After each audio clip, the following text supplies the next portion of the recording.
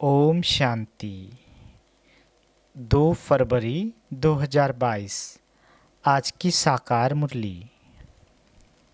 शिव बाबा कहते, मीठे बच्चे, तुम अभी ईश्वरीय खजाने से पल रहे हो। तुम्हारा कर्तव्य है ज्ञान का खजाना बांटकर सबका कल्याण करना। आज का प्रश्न, माया की ग्रहचारी आने से बच्चे कौन सा वंडरफुल खेल करते हैं? उत्तर, बाबा कहते, जब ग्रहचारी आती है तो ऐसे ऊंचे ते ऊंचे बाप, टीचर और सतगुरु तीनों को ही भूल जाते हैं। वंडर है जो अच्छे अच्छे निश्चय बुद्धि बच्चे भी कहते हम नहीं मानते। आश्चर्यवंत सुनंती कथनती भगंती हो जाती हैं। आज मम्मा बाबा कहते कल गुम हो जाते, पता ही नहीं चलता, लेकिन बाबा कहते फिर भी सब आएंगे, क्योंकि सबको शरणागति तो एक बाप के पास ही मिलनी है। आज का गीत, ओम नमो शिवाय, ओम शांति। बाबा कहते, ये गीत तो बच्चे समय प्रति समय सुनते भी हैं और अपने पारलौकिक परमपिता परमात्मा को याद भी करते हैं। याद हमेशा उनको किया जाता है जिससे कुछ न कुछ सुख मिलता है। बनारस में शिव के मंदिर हैं, वहाँ पहुँच जाते हैं और निराकार बाप को याद करते हैं। जैसे लक्ष्मी नारायण को सब याद करते हैं, क्योंकि उनके राज्य में सुख था, तभी राजा रानी की महिमा निकलती है। सारी दुनिया याद करती है, ओ गॉड फादर। वह एक ही वर्ल्ड का फादर है और कोई तो वर्ल्ड का फादर नहीं है। वर्ल्ड का फादर है निराकार गॉड। उस एक को ही अवतार अर्थात रीइनकार्नेशन भी कहते हैं। वह एक ही बाप है जिसको अपना सूक्ष्म व स्थूल शरीर नहीं है। ब्रह्मा विष्णु शंकर को भी सूक्ष्म शरीर है, उनको भी अवतार नहीं कहेंगे। अवतार अक्षर बहुत ऊंचा है। वह सबका बाप, सबको सुख देने वाला पतित पावन है। सर्व मनुष्य आत्माएं जो भी आती है वह पहले सतो प्रधान फिर सतो रजो तमो में आती है। उनको पतित दुखी होना ही है। पुनर्जन्म सब लेते हैं ना। ब्रह्मा को भी मनुष्य कहा जाता, विष्णु के 2 रूप लक्ष्मी नारायण को भी मनुष्य कहा जाता, तो उन्हों को भी हम अवतार नहीं कह सकते। अवतार तो सिर्फ एक ही है। बाप आते ही हैं बच्चों को वर्षा देने, आते भी तब है जब सारी दुनिया पतित हो जाती है।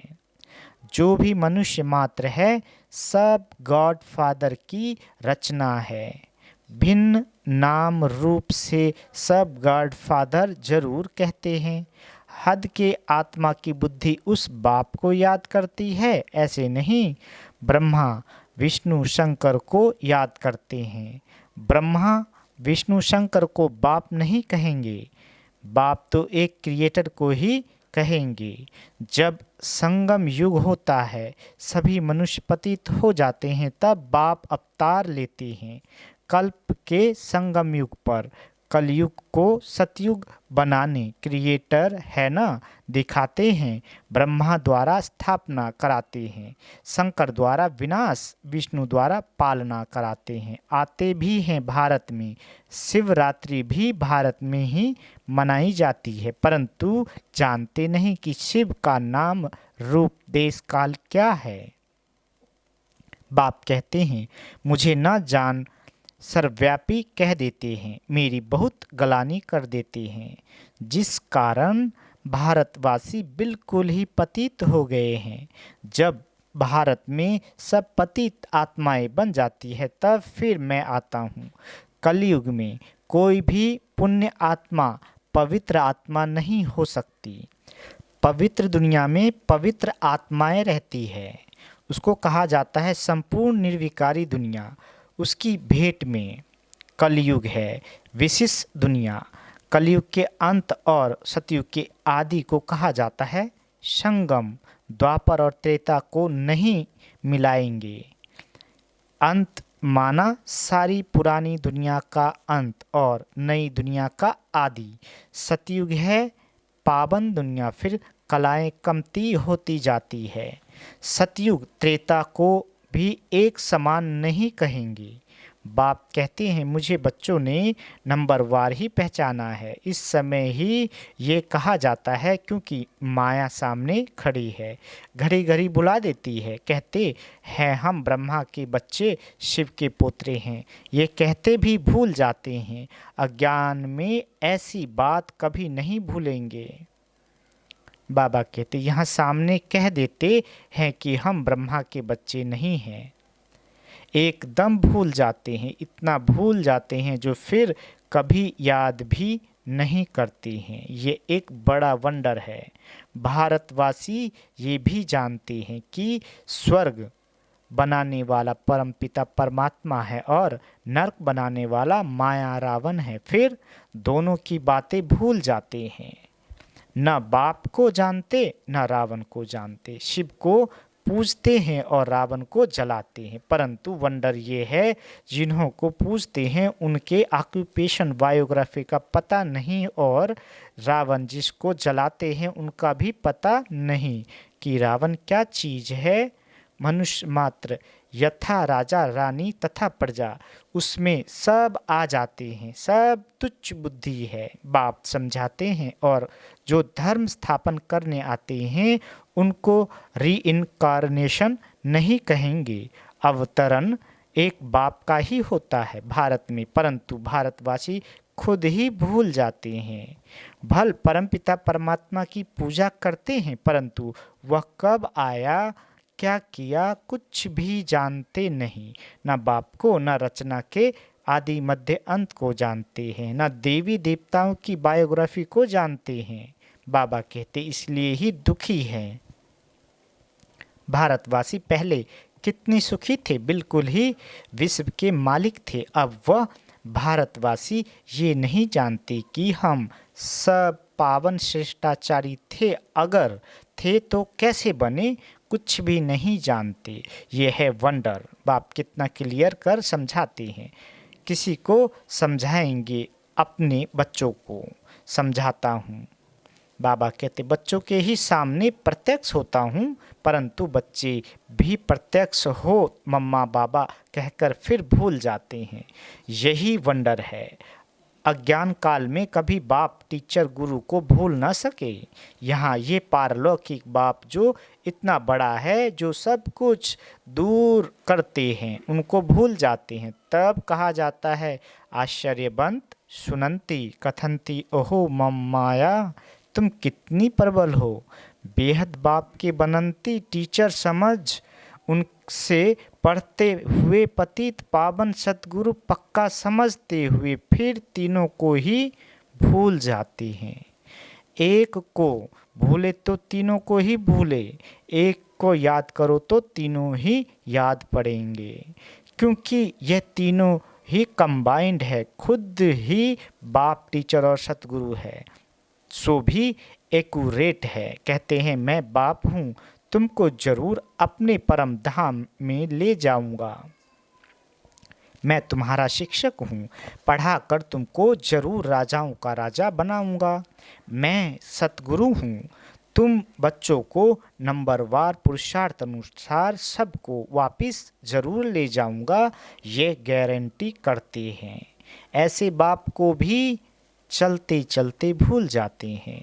माया की ग्रहचारी ऐसी है जो आज कहेंगे बाबा, कल कहेंगे हमको संशय पड़ता है। ऐसे ही होता रहता है। हाँ, कोई तो फिर अंत में आकर वर्षा लेंगे, ग्रहचारी उतरेगी तो आ जाएंगे। ऐसे ड्रामा में नूंद है, विनाश तो होना ही है। फिर किसकी शरण लेंगे? सबका सदगति दाता तो एक ही है। सबको शरण में लेने वाला भी है, सब आकर माथा झुकाने वाले हैं, परंतु उस समय क्या कर सकेंगे? फिर ऐसा होगा तो इतनी भीड़ इकट्ठी आ ना सके। यह खेल ही बड़ा वंडरफुल बना हुआ है। बाबा कहते इतनी भीड़ आकर क्या करेगी? फिर शीघ्र ही विनाश सामने आ जाएगा। हाँ, आवाज़ सुनेंगे कि बाप कहते हैं मुझे याद करो, अब वापिस जाना है, बाकी मिलने से क्या फ़ायदा। बाबा डायरेक्शन देते हैं कि भल कोई विलायत में है तो भी बाप को याद करते रहो तो विक्रम विनाश होंगे, अंत मति सोगति हो जाएगी। सबको पैगाम तो मिलना ही है। एक जगह पर इतने थोड़े ही मिल सकेंगे, परंतु ड्रामा बड़ा वंडरफुल बना हुआ है। सबको पता पड़ेगा कि फादर आया हुआ है। क्रिश्चियन सब थोड़े ही पोप से मिलते हैं, सब पहुंच ना सके। ये भी सबको अंत में पता पड़ेगा कि बाप आया है, सबको लिबरेट कर ले जाएंगे। कितना बड़ा विनाश होना है। रुद्रमाला कितनी जबरदस्त है, उनकी भेंट में विष्णु की माला कितनी छोटी है। यूं तो कहें कि यह सारी माला विष्णु की है। पहला पहला तो विष्णु ठहरा ना, ह्यूमैनिटी का ग्रेट ग्रेट ग्रैंडफादर ब्रह्मा ही ठहरा। ब्रह्मा ही फिर विष्णु बनते हैं। विष्णु के दो रूप हैं, लक्ष्मी नारायण, फर्क कुछ भी नहीं। ये बड़ी वंडरफुल बातें हैं, इसको सिमरन करते रहो तो खुशी भी रहे। बाबा ने समझाया है, रीइंकारनेशन सिर्फ एक को ही कहा जाता है, क्योंकि उनको अपना शरीर नहीं है और सबको अपना अपना शरीर है। बाबा को तो शरीर का लोन लेना पड़े, औरों को तो अपना अपना शरीर है। लोन लेने वाली चीज़ दूसरे की होती है। कोई भी आत्मा थोड़े ही कहेगी कि हम लोन लेते हैं, आत्मा तो कहती है मेरा शरीर है। शिव बाबा तो कह ना सके कि ये मेरा शरीर है।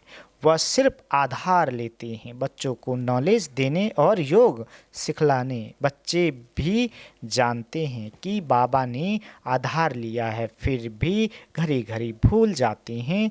देह अभिमानी बनते हैं तो वह रिगार्ड गुम हो जाता है। नहीं तो बाबा क्या चीज़ है, अगर जाने तो उनके फरमान पर जरूर चले। कदम कदम श्रीमत लेनी पड़े, परंतु माया भुला देती है। कभी श्रीमत पर कभी आसुरी मत पर चल पड़ते हैं।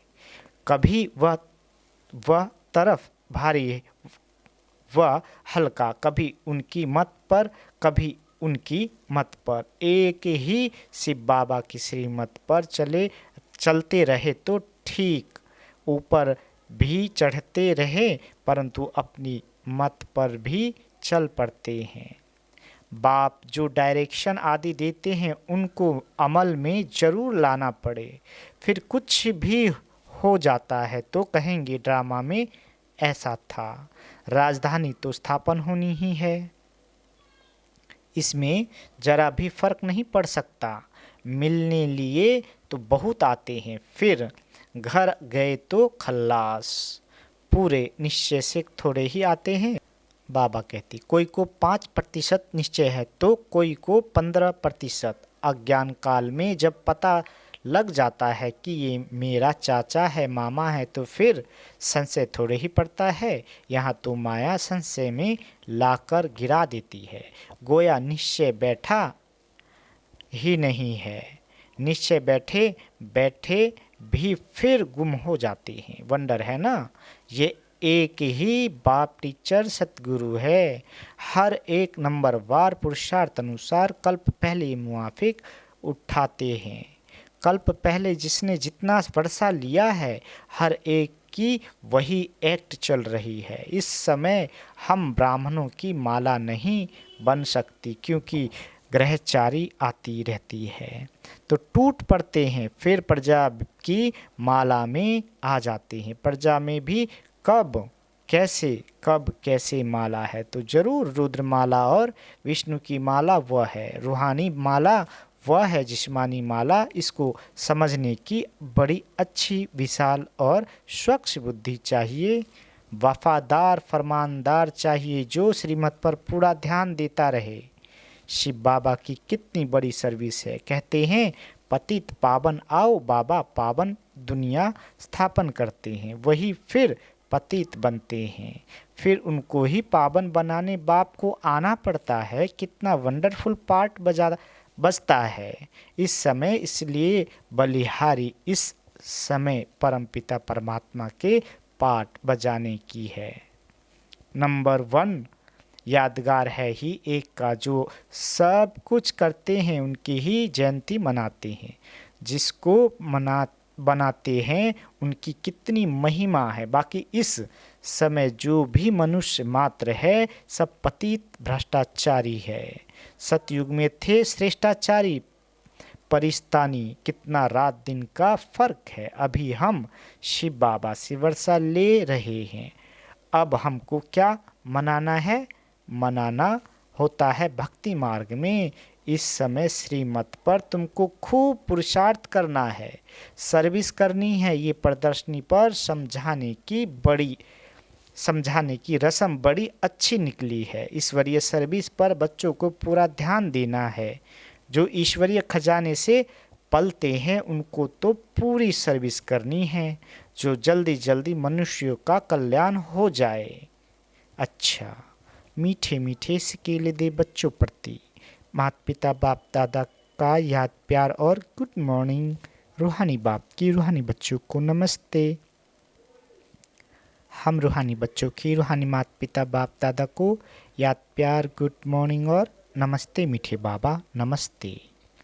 धारणा के लिए मुख्य सार। पहला, चढ़ती कला में जाने के लिए कदम कदम श्रीमत पर चलना है। बाप को यथार्थ पहचान कर देही अभिमानी बन पूरा रिगार्ड रखना है।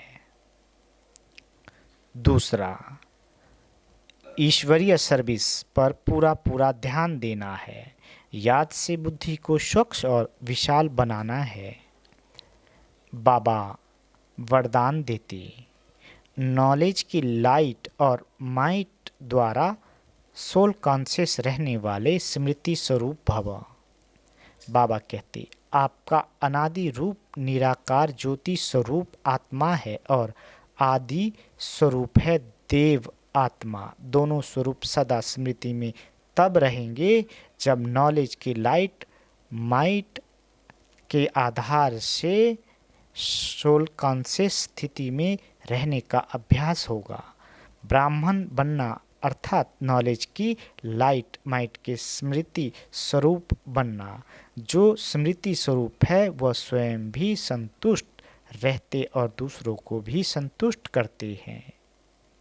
आज का स्लोगन, साधारणता में महानता का अनुभव करना ही महान आत्मा बनना है। अच्छा, ओम शांति।